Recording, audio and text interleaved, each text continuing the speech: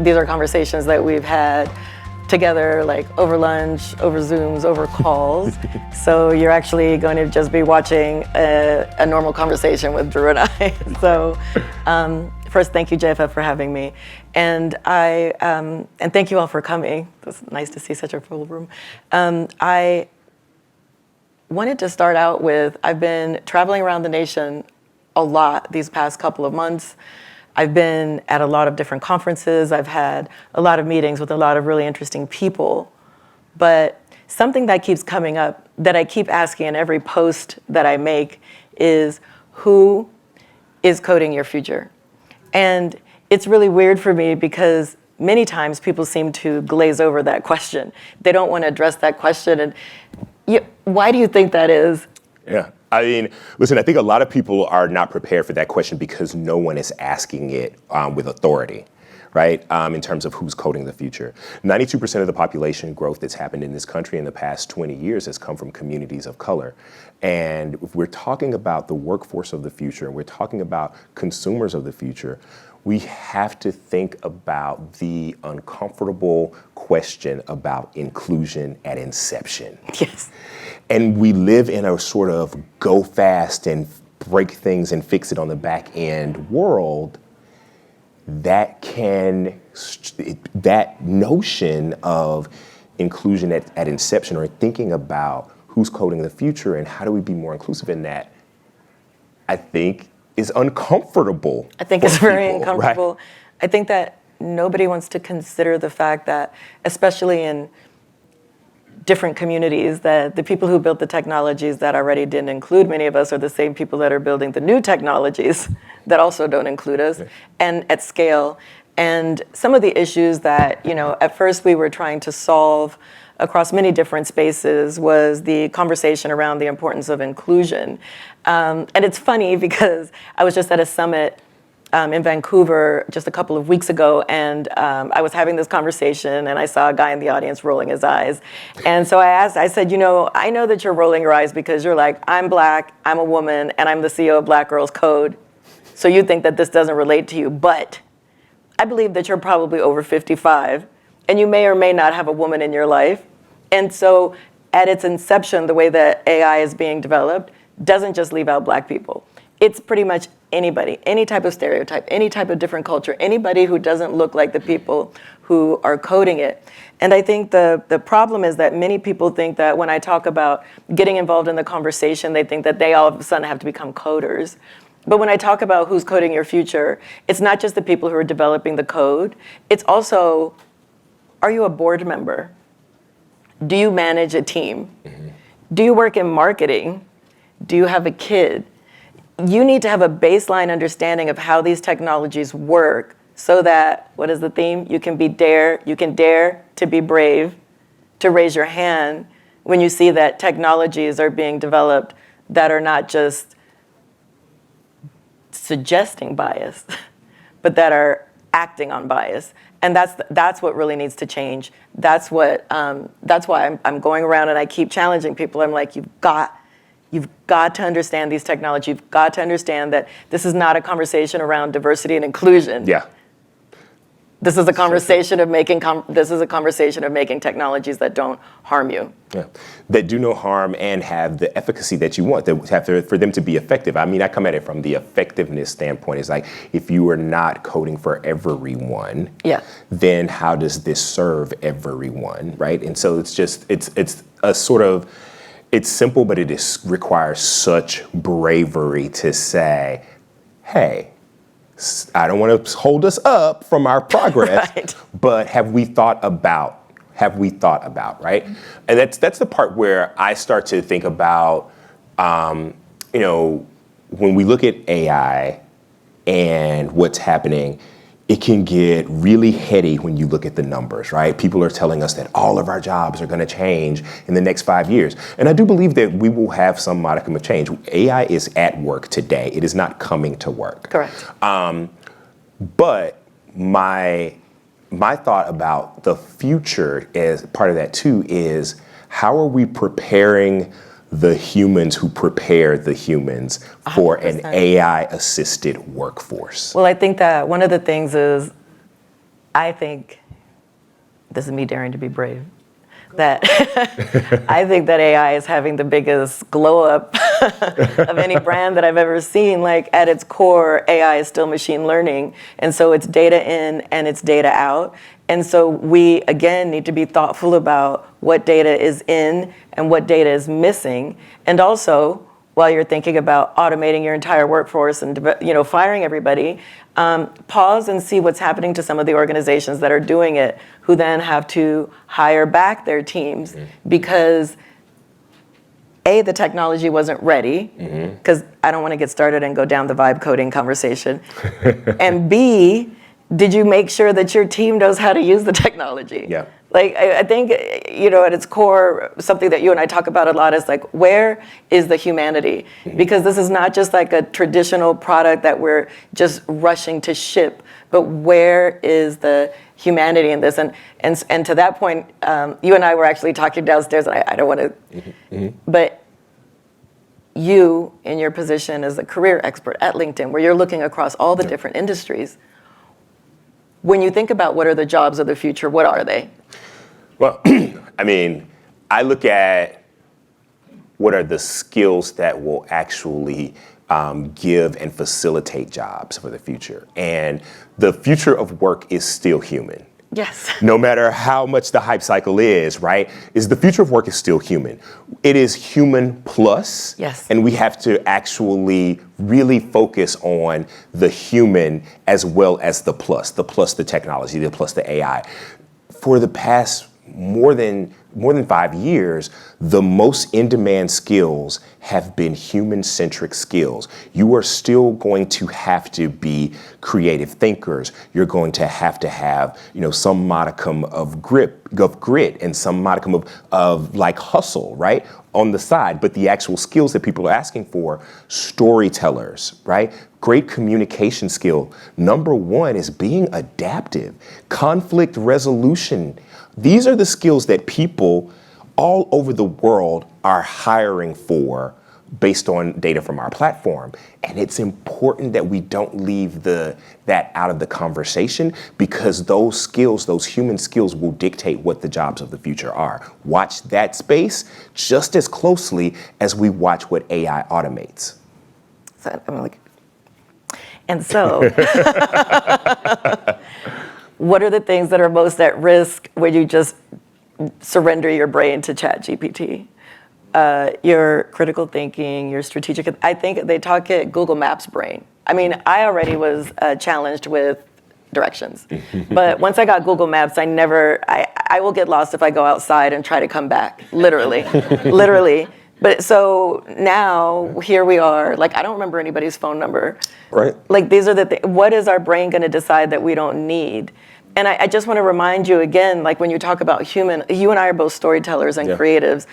These systems feel like they're predicting the future, but they're predicting based on patterns that have already had. And so if things have not happened yet, they cannot envision it. And that is something that is uniquely human. It differentiates us from all animals, right?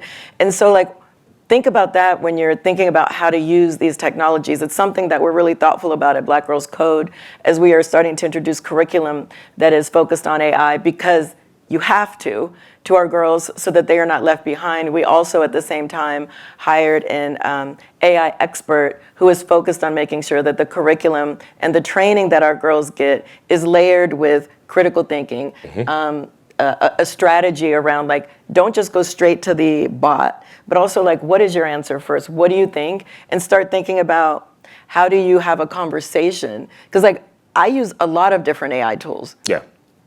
But I don't believe them at face value. Yeah. And I still, like, I will have a very long conversation with ChatGPT. Like this morning I asked ChatGPT, why do people ignore me when I ask who's coding your future? But it said basically the same thing exactly that you said, which is people don't want to have that conversation because it's an uncomfortable conversation, because we cannot seem to think about what is the way to fix it. But how do we fix it? People. You fix it with people. And it goes back to what I said earlier. who's preparing the humans who prepare the humans Yep. to be a part of the jobs of the future and the jobs that we'll get? Because we will have to train, just as we're training systems, we need to be talking to parents Yep. and talking to educators and talking to communities about what this looks like. There's a LinkedIn piece by a colleague of mine in the New York Times last week talking about what happens when so much of entry-level work becomes AI automated, and what does the workforce then look like? How are those people trained? And you start to think about, and it's not always the jobs that we think that will be automated, right? Yep. If you look at first-year lawyers who learn as much about being lawyers and what works in case law and what works in their firms from the entry-level work that they're doing, because it's entry-level for lawyers at those law firms, but those first-year lawyers, in terms of what they're doing, there's so much of that could be automated, right? That could be automated by AI, but it makes them better lawyers to see and experience what's already worked and hasn't.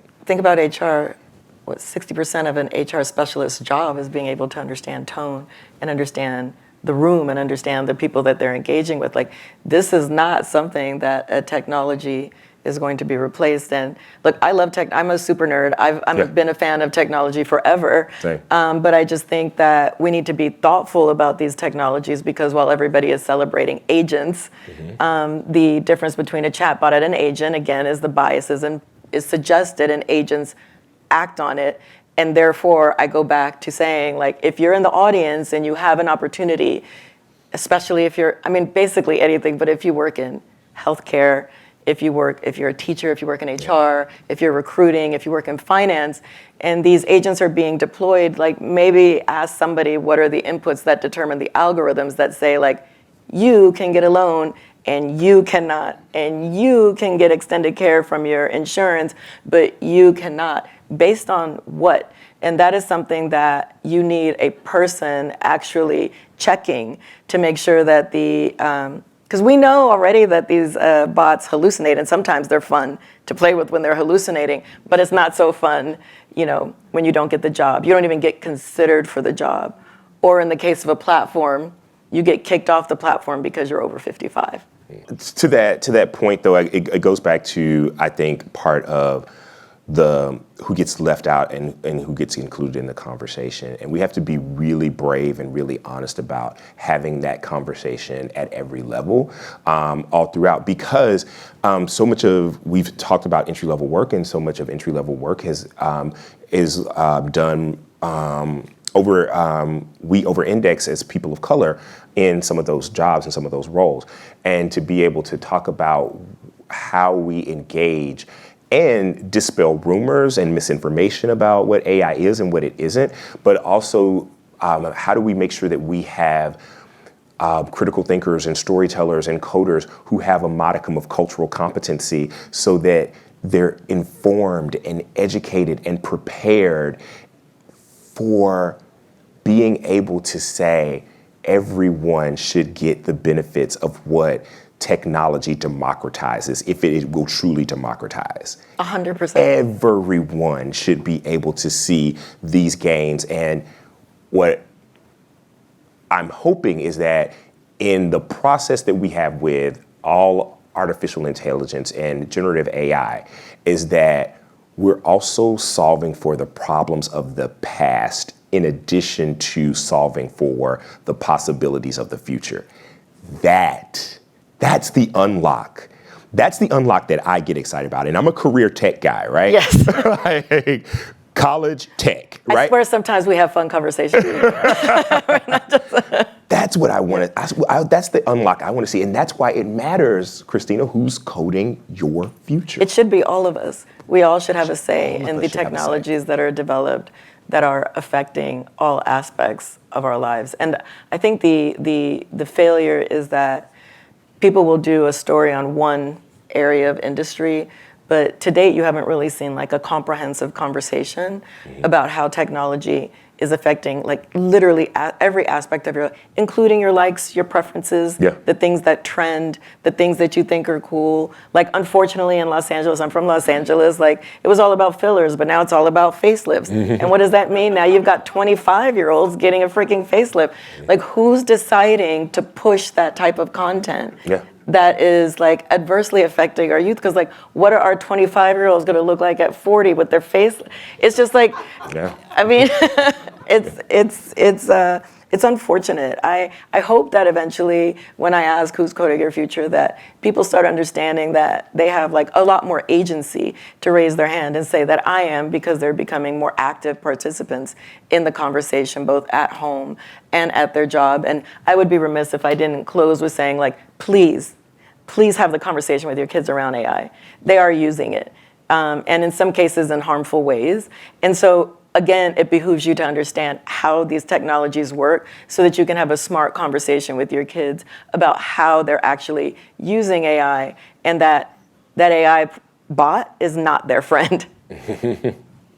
I think for more than just kids too, right? Yeah, It's like, 100%. Yeah, mental. Yeah. Okay, this is great. It's clear you could keep going. So if there's any questions, and we'll get more from you. Anybody have any questions for Drew and Christina? Yes. So thank you for such a provocative conversation. And when you ask the question, who is training the folks who are doing the coding, there are two threads in that. There's the piece about inclusion, but there's also a generational piece. Where there's a lot of resistance to us pen and paper folk, really being open to helping to think about the future very differently. What have you seen worked to actually change that kind of mindset or to create a new environment, especially in education? I'm glad you asked that question. Will you raise your hand if you use AI regularly? Okay. This is what happens everywhere I go. But then privately, I get a request for, will you teach me how to use AI? And again, it goes back into like that hype cycle of everybody thinking that everybody's already light years ahead, when we're all kind of at the same pace, and there is still opportunity to create technologies that serve all of us. And so I think that if I have a conversation with you and I can walk you through how you can use it in a safe way, because I find it is generational and it is also culture. Right? So so I've met with like very senior executives who are like, I don't trust it. And it's right, but also you cannot leave yourself excluded because it is already in the room, So you need to understand how to use it. But the key is, again, like the way that we're training at Black Girls Code in Inglewood, we're test driving some pop-ups where we're teaching some of the parents, because the parents, when it comes to the camps, but the camps are safe for our girls. So how can we solve for the whole future, for the whole family? So we're testing some curriculum and some pop-ups so that we can teach the parents also how to code with the kids, how to have the conversation about AI with the kids, and hopefully to become less afraid of AI. And it's, when done rightly, it's a great tool, and it's one that you just have to get used to. But don't just use one. I could have like, I'm not going to go down this, but like, don't just use one, but play with them and question them and challenge them. And my life hack here is at the end of everything that it gives me, or if I input something, I usually just ask, what am I missing? And it will give you like a different, like more information than if you just take at face value. I think too, a hack that I've seen happen at work is cross-generational crowdsourcing of ideas and use cases, right? Once people start to see the use cases and other people hear the use cases and they say, oh, this is the prompt that I use, it immediately gets people saying, oh, I can do it too. You're just really replicating what somebody else did, but it gives people the confidence to get in there. But attitudes about it vary greatly across generation and communities and culture. Other questions? Yes, here. I'm going to go behind you because I saw his. Hey, love this conversation. Thank you. Thinking about a positive note. Yes. How do you see this really unlocking the potential of the untapped talent who, for so long, has lacked the educational needs that they have, the skill sets, and just common knowledge about everyday work. I think from a career standpoint, the time is now to get AI literacy, right? The opportunity for leveling playing fields, I think, of people having the same understanding of technology, the same use of it, the levels of comfort with it. The AI-assisted workforce is upon us. And the expectations for what you can get done, how long it takes you to get it done, will change. And it's going to change fast. Some of it is hype, some of it is chaos, but I promise you that people are already looking at, oh, if you use ChatGPT or if you would use, Copilot, you could have done this faster. What I think the good news is that there's an opportunity now to actually democratize the impetus and democratize the urgency to get the AI literacy. And that's across generation and it's across community, because I do think that the people, we used to say AI won't take your job, but someone who knows, understands AI will. That person is probably going to also not only take your job, but they're going to be managing, and they're going to be making decisions that extend beyond the walls of the company or the organization. And I think that the sense of urgency to get that skill set across age, across socioeconomics, across race and gender is the opportunity, but it is an opportunity of urgency. I believe that. I'm going to underscore on the positive note. Yeah. The joy that I have in the work that I do is in knowing that with this work, we are activating communities who maybe had not been properly activated before to see that all of us belong in these rooms and that technology is in fact for all of us. And when given the tools, the learners that we have come through our program create incredible technology, incredible apps. Ife was just featured on Good Morning America for a mental health app that she developed. We did a whole global hack on climate.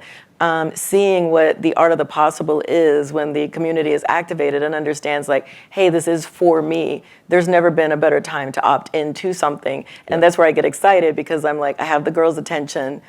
When I have the parents' attention, we just had like an incredible event in New York in partnership with Microsoft where we had it was oversubscribed, but we figured out how to make everybody fit in. The parents did want to stay and they did want to learn. And that's when the change happens, when we see like, this is for me and I deserve to have a voice in this room. All of us do. We like to make things that are biased for us, but in this case, we need to be making things that are biased for everyone. Yeah. And that's a positive to me. Is the urgency to me is a positive because there's never been a higher demand for AI literacy and AI talent than there is right now. And I think the people who are in the early phases get to be a part of the decision making and the direction of where this goes. And to me, that is a net positive, because if you've got some AI skills, it doesn't matter what age you are or what community you came from, you're getting hired.